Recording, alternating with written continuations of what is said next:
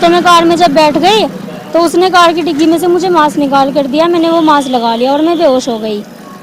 बेहोश होने के बाद जब मुझे होश आया तो मैं एक रूम में थी। मुझे नहीं पता वो रूम कहाँ पर था कहाँ पर नहीं। वो मुझे उसी ने बताया था कि ये एक होटल है। तो जब मैंने देखा मेरे शरीर पर कपड़े भी नहीं थे।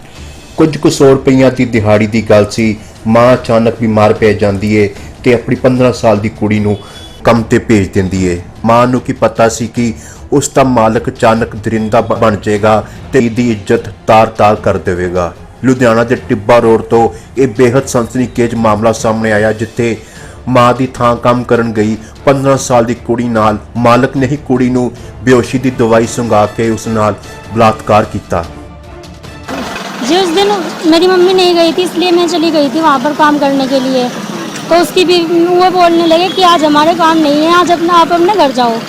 तो उनकी बीवी बोलने लगी कि बेटी अकेली किस तरह घर जाएगी, आप इसे इसके घर छोड़ के आओ। जब मैं बाहर निकली तो उनकी आंखों ही आंखों में इशारे चल रहे थे दोनों के, मियाँ बीवी के। तो वो बोलने लगा चल कार में बैठ जा। जो उसका नाम मसरूफा, बोलने लगे कार में बैठ जा। जो मुझे कार में ले गया था मेरा फूफा, उसका नाम है मुंतजिर। तो मैं कार में जब बैठ गई तो उसने कार की डिग्गी में से मुझे मास्क निकाल कर दिया। मैंने वो मास्क लगा लिया और मैं बेहोश हो गई। बेहोश होने के बाद जब मुझे होश आया तो मैं एक रूम में थी। मुझे नहीं पता वो रूम कहाँ पर था कहाँ पर नहीं। वो मुझे उसी ने बताया था कि ये एक होटल है। तो जब मैंने देखा मेरे शरीर पर कपड़े भी नहीं थे। फिर वो बाथरूम में से निकला और बोलने लगा, मैं रोने लग गई कि ये तो मेरा घर ही नहीं है, चिल्लाने लग गई मैं। तो उसने मेरे मुँह पे हाथ रख लिया और चाकू निकाला कि अगर तूने किसी को कुछ भी बताया तो मैं तुझे जान से मार दूंगा। और मेरे वहाँ पर मेरे 2 भाई हैं, एक नसीर और एक इंतज़ार, वे तेरे घर को मार देंगे जान से अगर तूने उन्हें बताने की भी कोशिश की। तो वहाँ पर मैंने किसी को कुछ नहीं बताया। फिर वो वहाँ से एक रात उसने मुझे वहाँ पर रखा। फिर सुबह ही वो मुझे वहाँ से लेकर गया 8 बजे। कहाँ लेकर गया था? पिंड खेड़ा अफगान में लेकर गया वो मुझे। वहाँ पर उनकी रिश्तेदारी थी जी। फिर वहाँ पर वो मुझे लेकर गया। फिर वहाँ पर फिर उसने कितने दिन रखा तुम्हारे को बाहर? 2 दिन। लग रहा था तुम्हारे को होटल है? जी नहीं, मुझे अंदर से नहीं लग रहा था। जब ये मुझे वहाँ से बाहर निकाल के लाया, जब मैंने देखा कि वो होटल है। फिर ये परिवार वालों को कैसे जानकारी मिली? परिवार को कैसे मालूम पड़ा? वहाँ का जो प्रधान था उसने फ़ोन किया था मेरे चाचा को। कैसे पता लगा था? और माता पिता को कैसे पता लगा?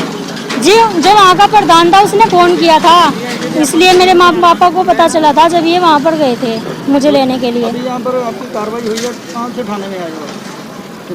टिब्बा रोड थाने में। कार्रवाई होगी आपकी?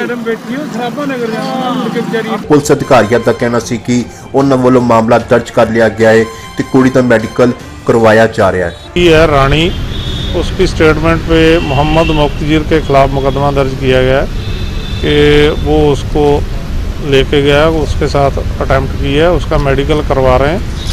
आज अगर वो आती है तो मेडिकल करवा के अगर उसमें रेप कन्फर्म होता है तो उसके खिलाफ जो रेप का भी जुर्म है वो ऐड किया जाएगा। सर बताया जा रहा है अभी जो मास्क सुंघाकर उसको बेहोश किया गया था, वो सारा अभी दोषी को भी पकड़ेंगे ना, उसके बाद इन्वेस्टिगेशन में सारा क्लियर हो जाएगा। उसने जो स्टेटमेंट लिखवाई उसके आधार पर केस रजिस्टर्ड कर लिया है। सर लड़की का क्या उम्र है? क्या लड़की 16 साल के करीब है। तो उसका अभी वो वेरीफाई कर रहे हैं कि एग्जैक्ट एज कितनी है, क्योंकि उसका अभी एज प्रूफ उन्होंने दिया नहीं। तो मेडिकल में भी क्लियर हो जाएगा, उसका एज प्रूफ भी मंगवा रहे हैं। सर आरोपी की उम्र कितनी है? और आरोपी शादीशुदा है, उसके बच्चे हैं। उसका नाम क्या है? उसका मोहम्मद मुक्तजीर। उसको गिरफ्तार कर लिया सर? नहीं, अभी भागा हुआ है, अभी रेड कर रहे हैं, पकड़ के फिर बताएंगे आपको। लड़की घर के आसपास ही? हाँ वहीं रहती है, मायापुरी में। ਹੁਣ ਵੇਖਣਾ ਇਹ ਹੋਵੇਗਾ ਕਿ ਇਸ ਪੀੜਤ ਕੁੜੀ ਨਾਲ ਕੀ ਇਨਸਾਫ ਹੁੰਦਾ ਹੈ।